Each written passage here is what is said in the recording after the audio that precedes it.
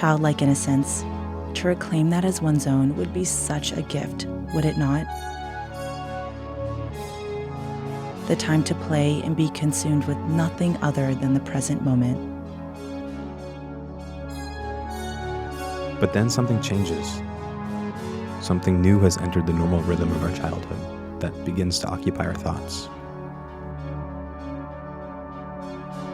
Unlike those wholesome aspects of life, this one comes in like a dark cloud, taking away the innocence which was meant for us from the start. This new interest was something much more sinister. We had discovered a new world that had promised to meet our deepest needs of intimacy and connection. For many of us, it was introduced to us by a random link, a friend at school, and even a trusted family member.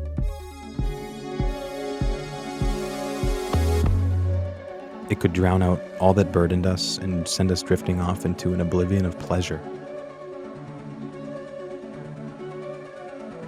But there was one problem. Why the shame, the secrecy? My loved ones began to sense that something was wrong.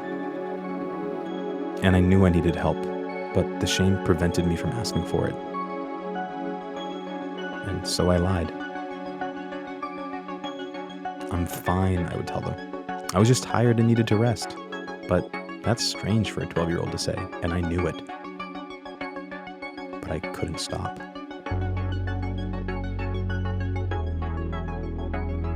Who could love me if they saw what I'd become? It would be better if I left the side hidden. What was I becoming? A liar? An addict? The only thing that helped me forget how bad I felt about using pornography was pornography. Somehow it had become my greatest friend and my greatest enemy. But then I would tell myself, it's not like I'm hurting anyone. And besides, everyone else is doing it, so it will be fine.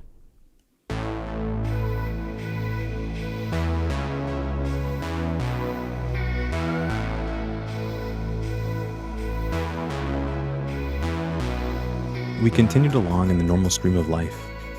Homework, sports, hanging with friends. Actually, there were a lot of fun and exciting things happening. And there were real girls around rather than the fake ones online. Perhaps I could get one of them to like me. Now, there's an idea. And I was actually quite charming. Yes, this is what I was made for. Communion with someone real. But though I couldn't see it at the time, my problem with pornography followed me even there. Fueling this desire for communion was lust. The desire to use someone else for my own gratification had somehow infiltrated this desire for true love and connection. This hope for real intimacy would not succeed. It couldn't, and in the end would cause myself and others much more harm than good. But the voice telling me to turn back was much too faint to hear, so I went for it. Here goes nothing.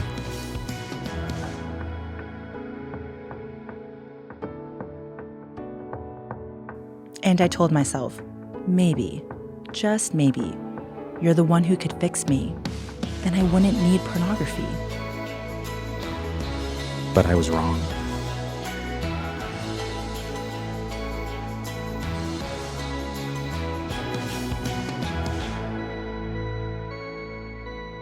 When I was 10 or so, I had this beautiful red bicycle.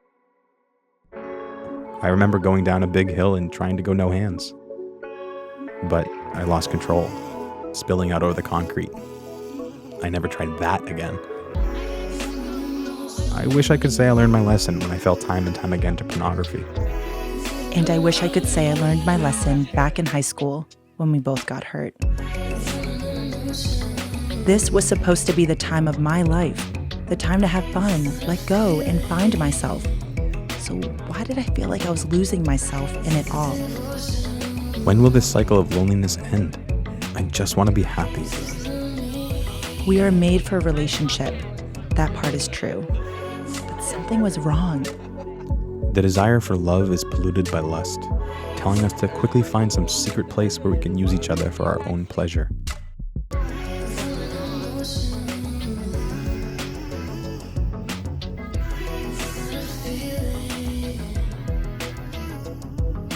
We would walk by those who could have stopped us, but their human frailty got in the way. I'm not hurting anybody. Everybody's doing it. It's just sex.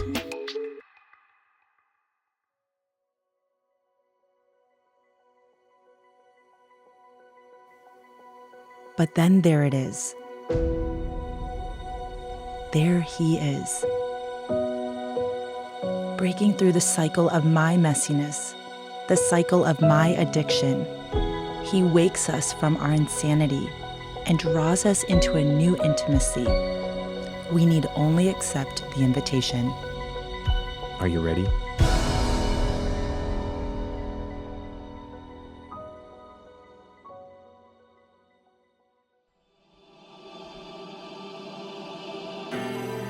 I think there are certain people in our lives where we just have a sense that what they're saying is true. It's hard to explain, but there's just something about them. They look at you and you sense that they are real. My parish priest was one of those people. Something about him, I just knew he was someone I could trust.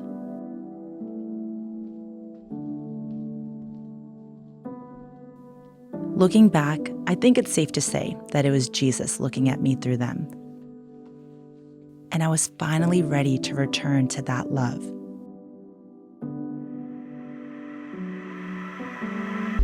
Thank God that this is a love that catapults us through a newness that brings great joy and childlike innocence. It restores us to the person we once were, happy, pure, and free.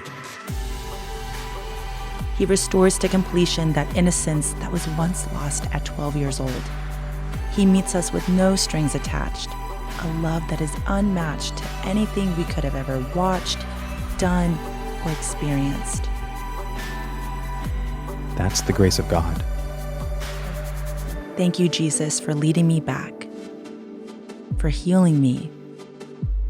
This is what I want. This is who I will be from now on. I want you. I love you. I need you, Jesus. 'Cause it's like all the light is coming in to find me. In this golden hour I can breathe.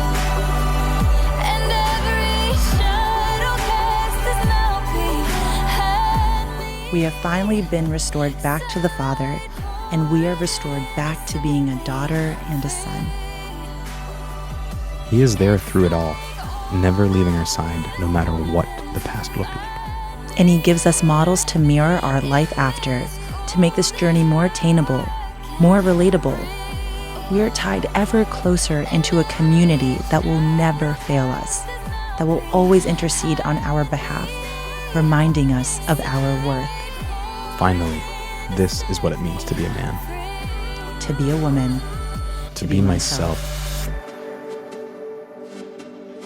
Perhaps we never see him over our shoulder or feel him in the room, but man, does he see us with an unwavering kind of love. So the next time you find yourself at a crossroads, just remember, he'll always be waiting for you there, inviting you back to him.